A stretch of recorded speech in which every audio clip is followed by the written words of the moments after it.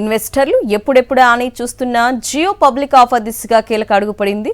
Reliance industries అనుబంధ సంస్థ అయిన జియో ప్లాట్ఫామ్స్ డైరెక్టర్ల బోర్డు ఐపీఓకు ఆమోదం తెలిపింది. సెబీకి ముసాయిదా పత్రాలను సమర్పించినట్లు ఏజీఎంలో RIL chairman MD Mukesh Ambani తెలిపారు.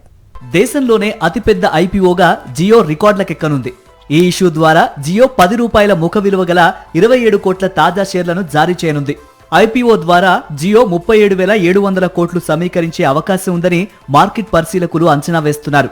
కంపెనీ మార్కెట్ విలువను $137 బిలియన్ లెక్కగడుతున్నారు ఆర్థిక రంగ నిపుణులు.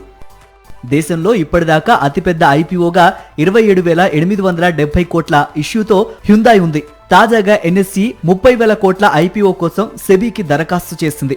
ఇప్పుడు జియో ఇష్యూ పూర్తయితే ఈ రికార్డులన్నీ చెరిపివేసి టాప్ ప్లేస్ లోకి దూసుకెళ్లనుంది. 2008 తర్వాత రిలయన్స్ గ్రూప్ నుంచి తొలి ఐపీఓగా కూడా ఇది నిలుస్తుంది. 2016లో సేవలు ప్రారంభించిన జియో దశాబ్ద కాలంలో దేశ టెలికాం స్వరూపాన్ని సమూలంగా మార్చేసింది.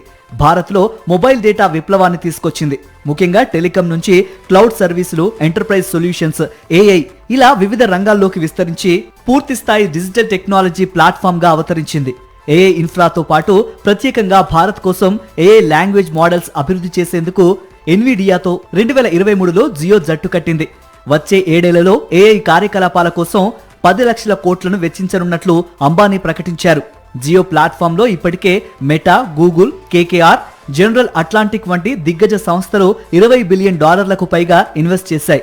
ప్రస్తుతం జియో ప్లాట్ఫామ్స్ లో ఆర్ఐఎల్ కు 66.43% మెజారిటీ వాటా ఉండగా మెటా 9.99%, గూగుల్ 7.73% వాటాలను దక్కించుకున్నాయి. మరిన్ని అప్డేట్స్ కోసం ఛానల్ ను సబ్స్క్రైబ్ చేయండి. నోటిఫికేషన్స్ కోసం బెల్ ఐకాన్ పై క్లిక్ చేయండి.